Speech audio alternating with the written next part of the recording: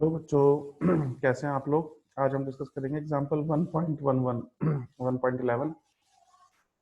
इस क्वेश्चन में electric flux के बारे में पूछा गया है, तो पहले तो हमें पता होना चाहिए इलेक्ट्रिक फ्लक्स होता क्या है। तो पहले हम इलेक्ट्रिक फ्लक्स डिस्कस करेंगे, उसके बाद क्वेश्चन सॉल्व करेंगे। तो इलेक्ट्रिक फ्लक्स समझते हैं पहले। तो इलेक्ट्रिक फ्लक्स की डेफिनेशन लिख लेते हैं, फॉर्मूला भी समझ लेते हैं। पाई से इसको डिनोट करते हैं। The total number of electric field lines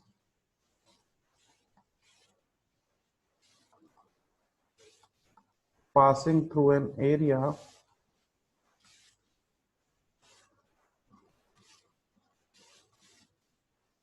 normal to it is known as its electric flux। एक तरीका तो ये हो गया कि कितनी इलेक्ट्रिक फील्ड लाइंस किसी सरफेस से पास हो रही हैं परपेंडिकुलरली या नॉर्मली, ठीक है, उसे हम उसका इलेक्ट्रिक फ्लक्स कहते हैं। और एक तरीका ये है कि the dot product of electric field vector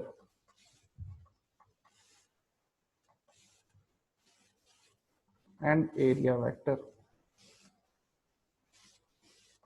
is known as electric flux. भाई, इलेक्ट्रिक फील्ड वेक्टर और एरिया वेक्टर की डॉट प्रोडक्ट को हम कहते हैं इलेक्ट्रिक फ्लक्स। अब डॉट हटाएंगे तो कॉस आएगा, तो पाई हो गया ई का मैग्नीट्यूड, ए का magnitude into cos theta. Theta की वैल्यू डिसाइड करेगी कि फ्लक्स पॉजिटिव है या नेगेटिव है। अब इस क्वेश्चन में फ्लक्स निकालने के लिए कहा गया कि भाई एक क्यूब दिया हुआ है हमें और क्यूब का फ्लक्स बताना है। अच्छा, इलेक्ट्रिक फील्ड जो है यहाँ वो भी कांस्टेंट नहीं है, इलेक्ट्रिक फील्ड वेरिएबल है, डिस्टेंस के साथ वेरी कर रहा है, डिस्टेंस पर डिपेंड कर रहा है, डिस्टेंस का फंक्शन है, ऐसा भी कह सकते हैं। तो इलेक्ट्रिक फील्ड की वैल्यू डिफरेंट होगी अलग अलग पोजीशन पे, तो इलेक्ट्रिक फ्लक्स की वैल्यू भी डिफरेंट होगी दोनों सरफेसेस के लिए। अब ये जो सरफेसेस हमें दिए हुए हैं इनको मैं नाम देता हूँ, एक को फर्स्ट सरफेस और एक को सेकंड सरफेस। ये जो ब्लू कलर के सरफेसेस आपको दिखाई दे रहे हैं, पहले वाले सरफेस को मैं कहता हूँ फर्स्ट सरफेस और दूसरे वाले सरफेस को सेकंड सरफेस। तो दोनों सरफेस का फ्लक्स निकाल के हम नेट फ्लक्स निकाल लेंगे। तो फ्लक्स निकालने के लिए डायरेक्शन देखनी पड़ेगी, एंगल देखना पड़ेगा, उस पर ध्यान देते हैं थोड़ा सा। जो हमारा इलेक्ट्रिक फील्ड है वो डायरेक्टेड है एक्स डायरेक्शन में, एक्स एक्सिस की तरफ या पॉजिटिव एक्स एक्सिस की तरफ।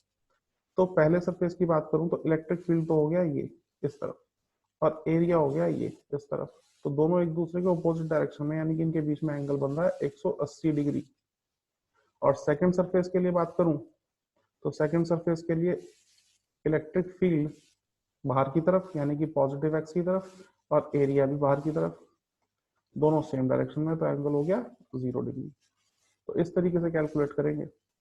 अच्छा, अब टोटल फ्लक्स अगर मैं निकालूं, दो पार्ट है इस क्वेश्चन में। पहला पार्ट जिसमें फ्लक्स पूछा है, तो टोटल फ्लक्स जो होगा पूरे क्यूब का, उसको निकालने के लिए इसको मान लेता हूँ फाइव। तो फाइव की वैल्यू होगी φ1 प्लस φ2। अच्छा, यानी कि φ1 की बात करूं तो E1 डॉट प्रोडक्ट एरिया के साथ, प्लस सेकंड सरफेस के फ्लक्स की बात करूं तो E2 और उसकी डॉट प्रोडक्ट एरिया के साथ। अच्छा, अब खोल के लिखें, डॉट हटा के अगर एंगल के साथ लिखें तो पहले वाले केस में E1 इंटू ए इंटू कॉस 180 डिग्री, और दूसरे वाले के लिए E2 इंटू ए इंटू कॉस 0 डिग्री। चलिए आगे चलते हैं। कॉस 180 की वैल्यू -1 होती है और कॉस 0 की वैल्यू 1 होती है, +1। तो नेचर बदल गया, यानी कि पहले वाला जो फ्लक्स है वो नेगेटिव हो गया। E1 इंटू ए इंटू -1, E2 इंटू ए इंटू +1। तो टोटल फ्लक्स जो हो गया -E1 इंटू ए और दूसरे वाला हो गया E2 इंटू ए कॉमन ले लेते हैं, तो अंदर रह गया -E1 प्लस E2। रीअरेंज करके लिखें तो लिख सकते हैं E2 माइनस E1। जो फॉर्मूला हमें दिया उसमें हमसे कहा गया इलेक्ट्रिक फील्ड जो है वो डिपेंड कर रहा है अल्फा पे और एक्स पे, अल्फा इंटू एक्स की पावर हाफ। इलेक्ट्रिक फील्ड के लिए फॉर्मूला अल्फा इंटू एक्स की पावर हाफ। तो यहाँ इसको सब्स्टिट्यूट कर दें। एरिया भाई क्यूब है, क्यूब की साइड स्मॉल ए दी हुई है तो एरिया हो जाएगा ए स्क्वायर। E2 की जगह मैं लिखूंगा अल्फा इंटू x2 की पावर हाफ और E1 की जगह अल्फा इंटू x1 की पावर हाफ। अब x2 is the distance of second surface from the origin. Origin से सेकंड सरफेस का जो डिस्टेंस है वो काम कर रहा है x2 का। अच्छा, अल्फा और सेकंड सरफेस का डिस्टेंस है 2a, तो ये हो गया 2a की पावर हाफ। अल्फा और x1 पहले सरफेस का जो डिस्टेंस है ओरिजिन से वो है a की पावर हाफ। अच्छा, सॉल्व कर लेते हैं। a स्क्वायर, इसको मैं सॉल्व करूं 2a की पावर हाफ तो इसको मैं लिख सकता हूं, अल्फा भी कॉमन ले लेते हैं तो अल्फा a स्क्वायर बाहर आ गया, अंदर 2a की पावर हाफ, और 2a की पावर हाफ का मतलब √2 इंटू a की पावर हाफ माइनस ये हो गया a की पावर हाफ। a की पावर हाफ कॉमन ले लिया जाए तो ये हो गया हमारा alpha a square into a की पावर हाफ और अंदर रह गया √2 माइनस 1। अब अल्फा की वैल्यू क्वेश्चन में प्रोवाइडेड है, अल्फा की वैल्यू है 800 और a की वैल्यू है 0.1, तो 0.1 का स्क्वायर और 0.1 की पावर हाफ। √2 की वैल्यू 1.41 होती है, -1, इसको सॉल्व करेंगे तो ये हो गया हमारा 800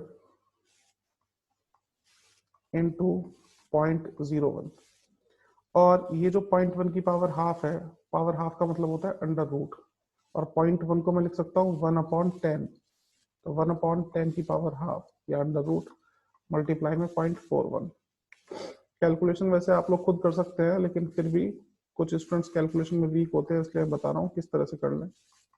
तो 1/√10 लिख सकते हैं इसको, और √10 की वैल्यू स्टूडेंट्स याद कर लीजिएगा आप 3.16 होती है।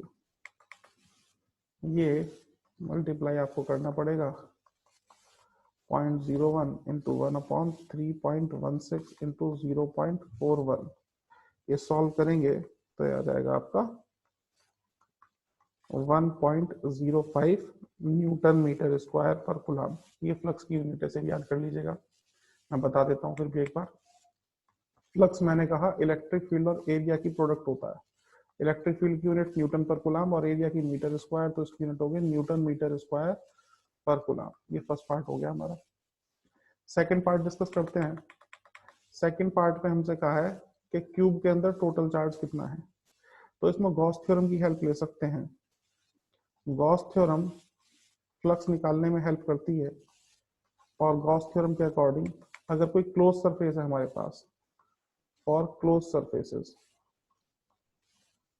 जो फ्लक्स होता है वो होता है Q इनसाइड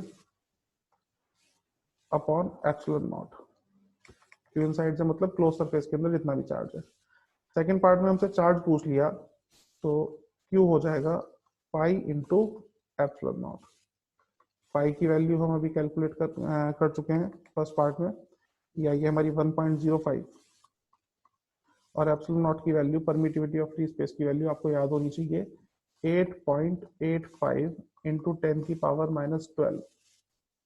यूनिट के साथ लिखूं तो 1.05 इसकी यूनिट तो न्यूटन मीटर स्क्वायर पर कूलम थी, और परमिटिविटी की यूनिट जो होती है वो होती है कूलम स्क्वायर पर न्यूटन मीटर स्क्वायर। सॉल्व करेंगे तो कूलम बच जाएगा, मल्टीप्लाई करके चार्ज की वैल्यू आ जाती है 9.27 इंटू 10 की पावर -12 कूलम। -12 को हम पी को लिखते हैं तो ये हो गया 9.27 पीको कूलम, या फिर चार्ज की वैल्यू हम कह सकते हैं 9.27 पीसी। पीसी मतलब पिको कूलम। ये हमारा सेकंड पार्ट भी हो गया। इसी के साथ एग्जांपल 1.11 फिनिश हो गया। आज के लिए इतना ही। नेक्स्ट वीडियो में हम डिस्कस करेंगे एग्जांपल 1.12।